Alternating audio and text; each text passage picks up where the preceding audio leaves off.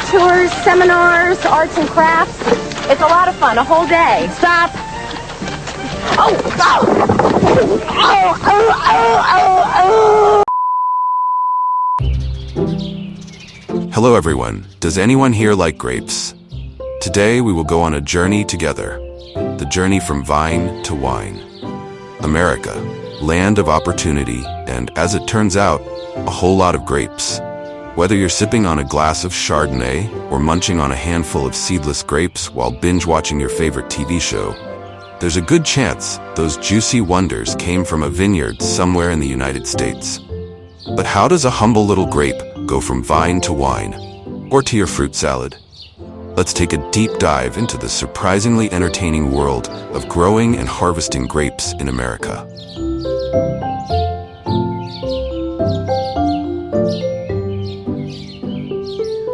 A brief history of America's grape obsession. Before we dig into the dirt, literally, let's set the stage. Grapes have been a big deal in America ever since some adventurous European settlers, possibly while dreaming of becoming amateur winemakers, realized this land had potential. Sure, the indigenous folks had already been growing wild grapes, but the Europeans, being Europeans, decided to take it up a notch with their fancy old-world varieties. Fast forward to today, and America is one of the biggest grape producers in the world. California, in particular, has become the grape-growing superstar, especially when it comes to wine. I mean, have you heard of Napa Valley? Of course you have. Even if you've never set foot in a vineyard, you know Napa is synonymous with wine. And a lot of it comes from grapes that started out small, green-tacked, and quite a bit less glamorous than their final bottled form.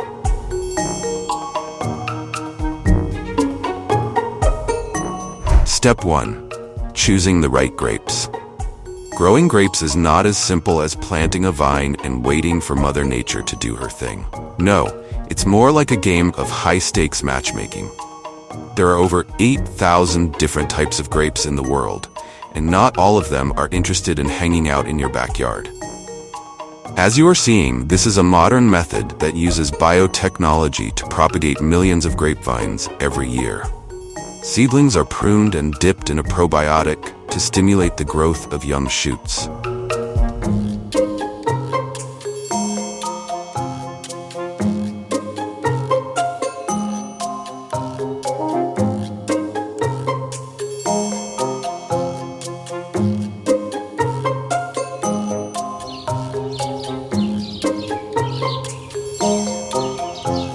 In America, it's all about location, location, location. Different types of grapes thrive in different climates.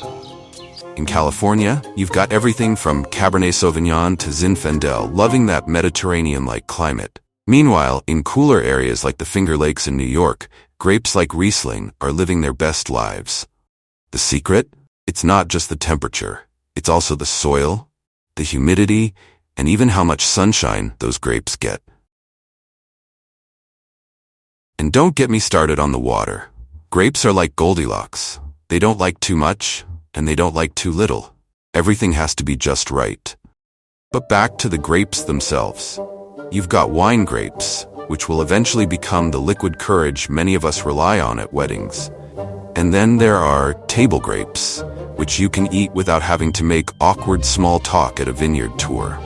Table grapes are your familiar varieties like Thompson Seedless and Red Globe, while wine grapes include the stars of the show, Chardonnay, Merlot, and Pinot Noir, to name a few. The big decision: to irrigate or not to irrigate. Once you've picked the perfect grape variety, it's time to think about water. Now let's be real. Grapes are kind of like that friend who claims they don't need much attention but secretly loves it when you pamper them. Some vineyards go the no irrigation route, relying entirely on natural rainfall. They call it dry farming, and it's considered the wine world equivalent of going au naturel. It's risky but can result in grapes with intense flavors, because apparently stressing out a grape a little can make it more interesting.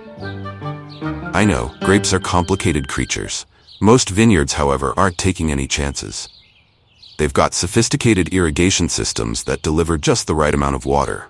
We're talking drip irrigation, where each grapevine gets its own personal water source. kind of like having its own private spa day.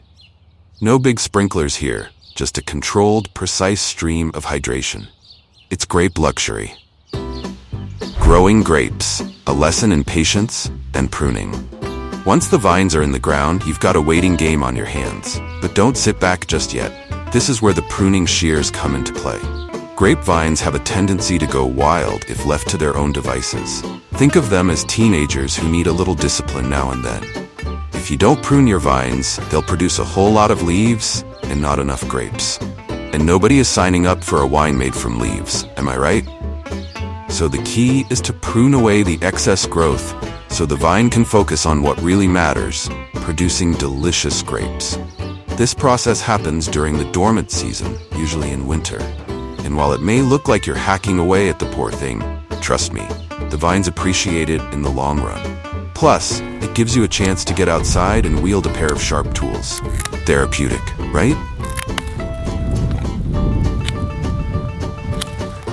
Pollination. Letting the bees do the work.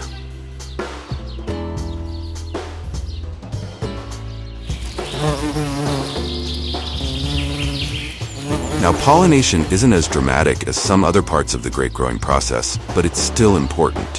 While grapes are mostly self-pollinating, having a few bees buzzing around never hurt. In fact, it can help the process along. So if you see a bunch of bees, don't panic. They're just helping you out. Plus, maybe you'll get a bonus honey harvest out of the deal. Double win.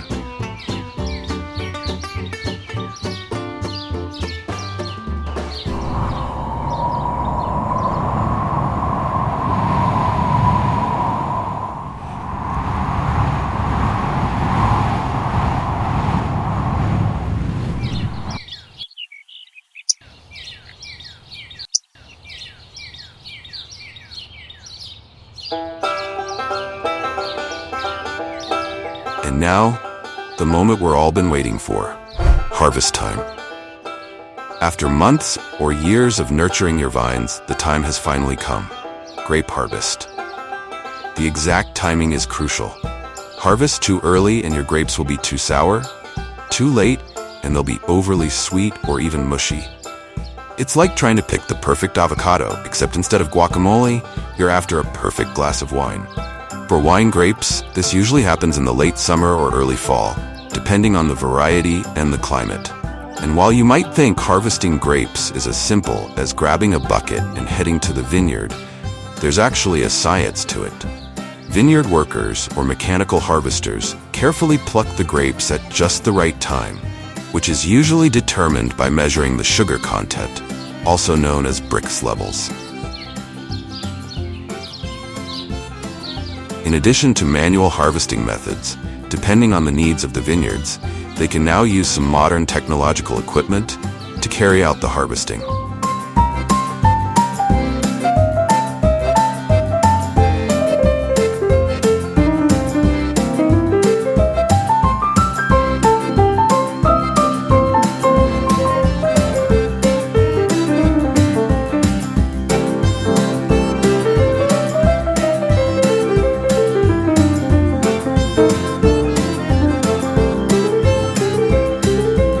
In case you were wondering, yes, some vineyards still do the old-fashioned grape stomp, though it's more for tradition and Instagram photos than practicality.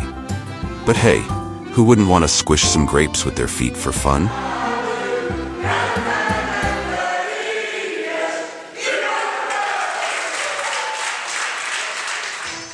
The big reveal. What happens after the grape harvest? So you've got your grapes. Now what? If we're talking wine grapes, it's off to the winery, where the real magic happens. The grapes are sorted, destemmed, and crushed, releasing their juicy insides, which will eventually turn into everyone's favorite dinner party beverage. Fermentation kicks in, where yeast converts sugars into alcohol, and then comes the waiting game as the wine ages. Red wines might sit in oak barrels for a while, soaking up all that oaky goodness, while white wines tend to be a little more impatient and hit the bottle sooner. If it's table grapes you're after, those beauties get cleaned up and packed into boxes to make their way to the nearest grocery store, where they'll sit patiently until someone picks them up for their next snack attack. role of grapes in America's economy. Grapes aren't just good for snacking, they're also a huge part of America's agricultural economy. In fact, the wine industry alone contributes $220 billion to the U.S. economy every year. California's Napa Valley is world famous for its wine production, and tourism to wine regions is a big deal, bringing in millions of visitors and their wallets every year. Beyond wine, grapes also play a big role in the raisin industry, which is centered in California's San Joaquin Valley. That's right, those little raisins in your trail mix are part of a massive industry, providing jobs and boosting the economy. Even if you're more into table grapes, you're still contributing to a multi-billion-dollar industry. And let's not forget the countless jobs that are created along the way. Farm workers, winemakers, truck drivers, grocery store clerks, and more are all part of the grape's journey from the vineyard to your home. Grapes in American life? It's more than just wine. Sure, we all know that grapes are used to make wine, and a lot of it. But these tiny fruits have a bigger role in American life than you might think. Raisins are a staple in everything from baked goods to breakfast cereals. Grape juice is a favorite drink for kids and adults alike. And let's not forget grape jelly, which is practically a national treasure when paired with peanut butter. Grapes are also a symbol of health. Packed with vitamins and antioxidants, they're often touted as a superfood, making them a popular snack in health-conscious households. And if you've ever been on a health kick, you've probably found yourself munching on grapes because someone told you they're good for your heart. Well, they're right. Grapes are rich in antioxidants like resveratrol, which can help reduce inflammation and improve heart health. Who knew snacking on grapes could be your ticket to a healthier lifestyle? The future of American grape farming. While America's grape industry is already impressive, there's no slowing down. Farmers are constantly experimenting with new grape varieties, improving sustainable farming practices, and using advanced technology like drones and sensors to monitor their crops. The goal? Produce more grapes, better grapes, and do it all in a way that's kinder to the environment.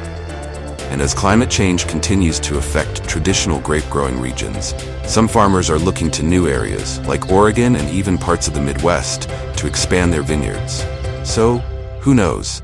You might soon be sipping on a wine from a vineyard in Ohio, or munching on grapes grown in Minnesota. The grape life. Lessons learned. If there's one thing we can all take away from the grape growing and harvesting process, it's that patience is key. From choosing the right grape variety to waiting for the perfect harvest day, everything takes time. But the reward? Oh, the reward is sweet. Sometimes literally, sometimes with a satisfying tang of fermented greatness. Growing and harvesting grapes in America isn't just about the end product. It's about the journey, the weather watching, the vine pruning, and the satisfaction of knowing that you played a part in creating something delicious. Whether you're a grape grower in California's sun-soaked vineyards, or you've just planted a single vine in your backyard for fun, the grape growing process is a quirky, complicated, and ultimately rewarding one. So next time you're enjoying a glass of wine or popping a few grapes into your mouth, take a moment to appreciate the long, strange trip those grapes took to get there. And if you ever feel like your life is a little too chaotic, just remember, even grapes need a bit of structure and discipline to become something great. The next chapter of American grapes. As we wrap up our delightful journey through the world of growing and harvesting grapes in America, one thing's for sure. Grapes may be small, but they play a huge role in the agricultural landscape. From tiny backyard vineyards to massive commercial operations, grapes have firmly rooted themselves in American culture. Pun totally intended. And who knows, maybe after reading this, you'll be inspired to start your own vineyard, or at the very least, buy a better bottle of wine next time. Cheers to the grape life. And that's the exciting journey of grape. Don't forget to like and subscribe to our YouTube channel to get notified when our exciting videos go live. Goodbye.